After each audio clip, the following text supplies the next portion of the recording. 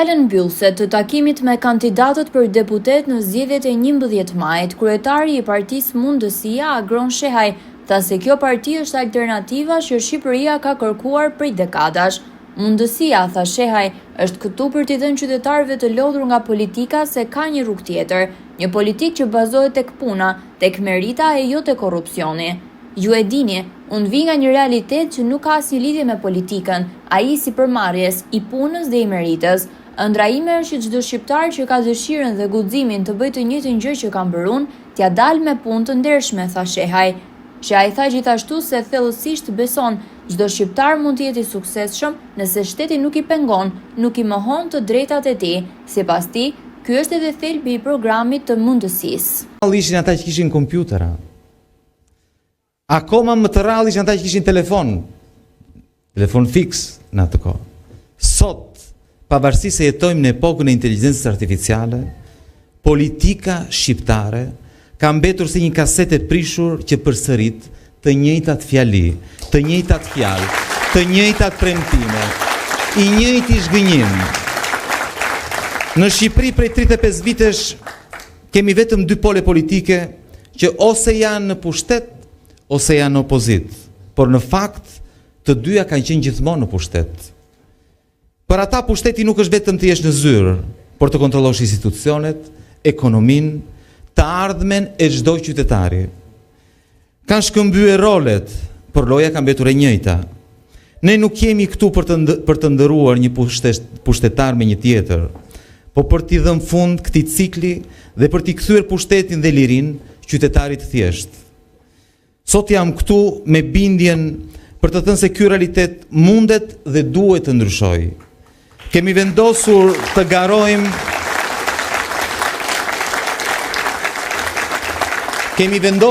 të garojmë jo sepse dëshirojmë një post, por sepse besojmë se Shqipëria meriton më shumë. Por kjo ndodh vetëm nëse ne i dalim përballë këtij sistemi duke thënë qartë. Ka ardhur koha për ndryshim, jo thjesht për rotacion. Ky është qëllimi ynë.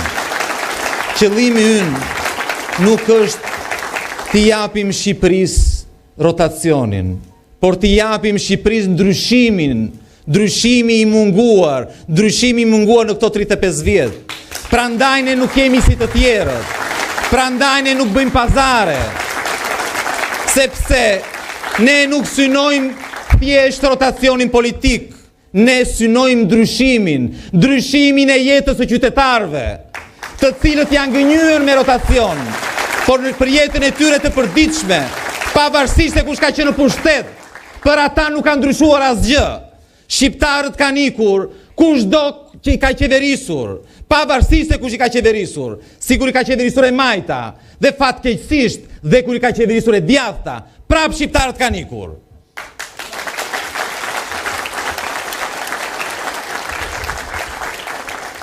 Ne jemi alternativa që Shqipëria ka kërkuar prej dekadash. Partia Mundësia është këtu për t'u thënë njerëzve të lodhur nga politika se ka një rrugë tjetër. Një politikë që bazohet tek puna, jo tek lidhjet, tek merita, jo tek korrupsioni. Të dashur miq, ju e dini mirë, unë vi nga një realitet totalisht tjetër, që s'ka asnjë lidhje me politikën, ai si përmarrjes, i punës dhe i meritës. Ëndra ime është që çdo shqiptar që ka dëshirën dhe guximin të ketë mundësi të bëjë të njëjtën gjë që kam bërë unë, t'ia dalë me punë të ndershme. Besoj thellësisht se çdo shqiptar mund të jetë i suksesshëm nëse shteti nuk e pengon, nëse nuk i mohon të drejtat e tij. Është shumë e thjeshtë. Të gjithë shqiptarët duan thjesht një mundësi, t'ia dalin me punë dhe me sakrificë. Dhe në fakt, ky është thelbi i programit tonë. Një ekonomi të lirë dhe konkurruese, një administratë publike të vogël, të ndershme dhe efikase, një shtet që është në shërbim të qytetarëve dhe jo e kundërta. Ne nuk jemi këtu për premtime boshe, jemi këtu për angazhime konkrete që sjellin rezultate reale. Ky nuk është thjesht një fjalim, por është një thirrje që çdo qytetar që sot është lodhur dhe zhgënjyer, ju ftoj të na besoni dhe të na bashkojni në këtë udhtim, sepse ky është momenti ynë historik. Kjo është mundësia jonë historike në fakt. Politika nuk duhet të jetë më biznesi privat i disa njerëzve. Politika nuk duhet të jetë e qytetarit, e çdo shqiptari, e çdo të riu që ndëron një jetë më të mirë, këtu, në vendin e tij, për vete dhe për fëmijët e tij, si çdo kandidat ynë. Në dorë, nuk duhet të harrojmë që në dorë ne kemi diçka të fuqishme. Kemi fuqinë e shpresës. Kjo shpresë sot është më e fortë se kur. Kjo shpresë jeni ju, jemi ne, të gjithë bashkë, të bindur se Shqipëria meriton më shumë, shumë më shumë. E di që kjo betejë nuk do të jetë e lehtë, por kjo nuk më frikson, përkundrazi, më jep më shumë forcë. Asgjë nuk mund ta ndalë fuqinë e njerëzve që duan ndryshim. Ju bëj thirrje të bashkohemi, të ndërtojmë së bashku një vend ku suksesi arrihet me punë, ku drejtësia është e barabartë për të gjithë dhe ku të rinjt kanë arsye për të qëndruar dhe të ndërtuar jetën e tyre në Shqipëri.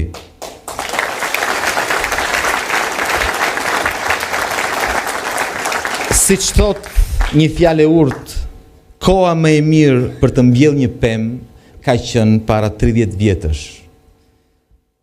Koha e dytë më e mirë për të mbjellë atë pemë është sot. Ne